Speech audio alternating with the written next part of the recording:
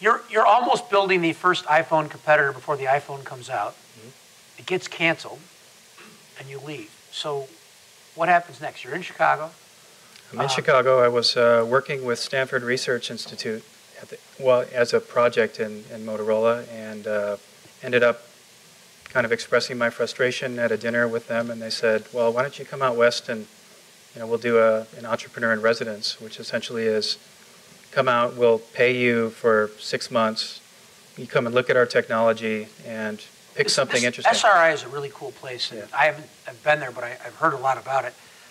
Not everybody here may know about it. Talk a little about what SRI is, and what you're really getting exposed to there. Right. It's pretty. SRI is a magical place. It's 2,000, 2,500 of the smartest people in the world.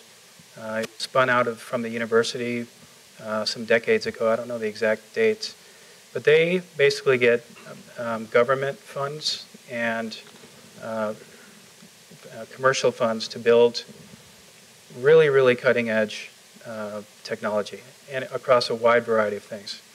So when I was looking at what kind of technology they have to kind of figure out which startup I wanted to do. So they said, come be an entrepreneur in residence, check out all our cool stuff, and help us figure out what to do with it. Yeah, and they've done this.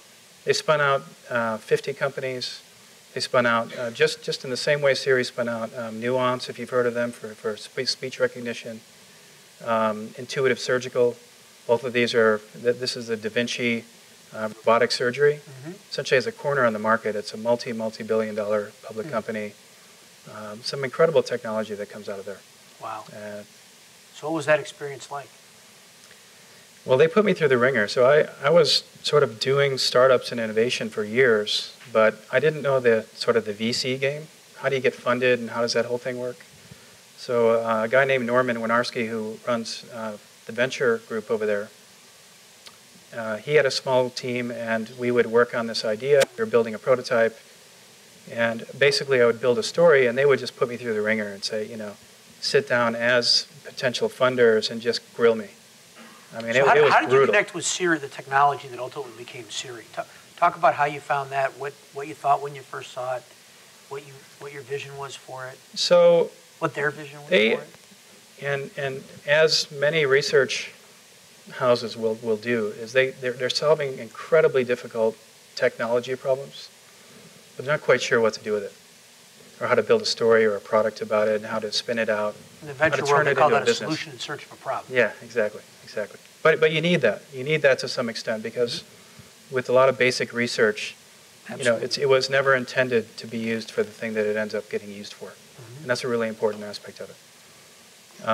So essentially, we work on the project, and I started learning about this co-founder of mine. His name is Adam Chire, who's just a brilliant guy who's had visions of this kind of thing he's doing demos that are Siri-like back in the early 90s.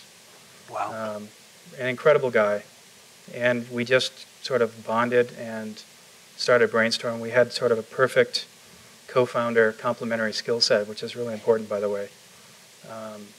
And we built a prototype and a story, and we invited another guy to come in who was referred to us, who was sort of the technical expert in semantic web and artificial intelligence. He was a professor at Stanford, not a professor, but I think he was an associate professor.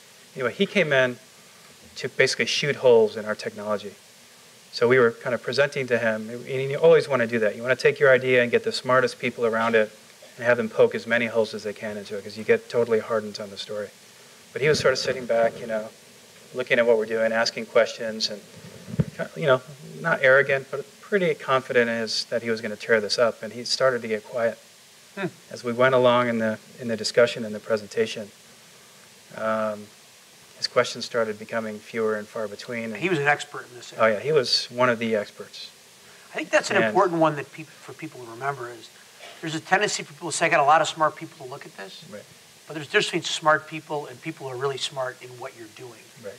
Because you can be smart, but you don't know enough context to be helpful. Right. When you can get an expert who really knows the area to get quiet, that's quite an accomplishment. Well, I would say any entrepreneur, whatever your area that you're going after, and I hope it's a focused one, you know, entrepreneurs should know more than anyone else about that topic. And if they think they do, go and seek out people that are as good as you can find or as good as you can get in contact with, or, you know, in many cases, get the experts in the field and go offer them, you know, dinner and find out what you really know. See what these, you know, you got to compare yourself with the best. And ultimately, you know, I'm walking this guy who was kind of got quieter and quieter out to the parking lot, and he kind of said, "Well, you guys need another founder?" And that's how we got our third co-founder. Nice. Yeah. So he was a brilliant guy, and so the three of us, I think, had a very good complementary skill set. So talk about that. I mean, people know that it's important to do that, but it's one of those things that if you've never done it before, there's a little bit of sort of, how do I do this? You know, you can Google, how do I find the right co-founder? But you get lots of people's opinions, Right. not necessarily people who've done it right. Well, you know, what are your takeaways? What are your lessons? And what are the examples from your co-founders that kind of could help us really sink our teeth into that? Well, clearly it's the most important decision you can make is who you're going to co-found a company with. How do you find them? I think you have to have the ability to understand what the important pillars of that business or that technology are and figure out what do I not know in terms of my own skill set. What do I need help with? And so what am I looking for? Who would be the ideal candidate to fill out what I don't know, but to take this thing to the next level? So I think that's the process you have to go through. And, you know, don't compromise, because you are going to be spending a lot of time with this person or persons over the coming years, and it's basically the most important decision you can make. Well, I think it's easier now than it's ever been, because, you know, there's been enough success of startups generally, and then in a place like Chicago, we're getting a critical mass. You know, the idea of, I see people in my role in the I2A fund investment committee where I'll see people who will say, you see a lot of companies, you know, I might want to do that. And you see people who are 25, you see people who are 45. And so it's I see people who are 55 who've done interesting things. I think there's a really interesting question, which is, you know, 10 years ago, you know, after the dot-com bust, it was kind of hard. Right. 1994, 95, you weren't in a place like the Valley where you felt that. It was hard. Right. But, you know, I think that, you know, don't just settle, shoot is good advice. Yeah. And, you know, there are people moving to Chicago to start companies now. I mean, it tells you that you shouldn't settle if you're able to pull that off. I wish there was an 1871, you know, in 2007 when I was getting the whole Siri thing going. There was nothing like this here at all. But the point is that it's cool to be in a startup when you're in the Valley. Yep. And if you go to Stanford for 4 years and you haven't started a company, you're kind of a wimp. You want an amazing fact? So I was at Stanford for a trip as a Northwestern trustee. We were out there, and they told us that 90% of Stanford students, 90% of Stanford students will take introductory CS. 90%. 50% of English majors will take introductory CS. And they have a class, they basically have, you know, intro CS for poets, essentially. And to show you how it's changing, at Harvard, they have a great class known as CS50, and like people love it. They get the T-shirt. They have a CS50 T-shirt that you get for taking the class, and people, it's like a moment of pride. 50% of Harvard students. Harvard's not known for engineers. There's this very small engineering program relative to others, especially MIT down the block. 50% of Harvard students will take intro to CS, and so you see that really happening and that change. And it's because they want to be in innovation, and they realize that understanding technology, intro CS is not going to turn you into Larry Page creating the next search engine, but you can see that culture here, and I think we have that with Starter League. Well, this is the core of Chicago's next generation economy sitting in this room, seriously, because, you know, you're making it cool again. I mean, it's also important to have sort of a geographic central area where people with entrepreneurial drive can come and be around other people. And I was just telling a joke earlier. When you're in Silicon Valley, the joke is, how do you tell if an entrepreneur is pitching?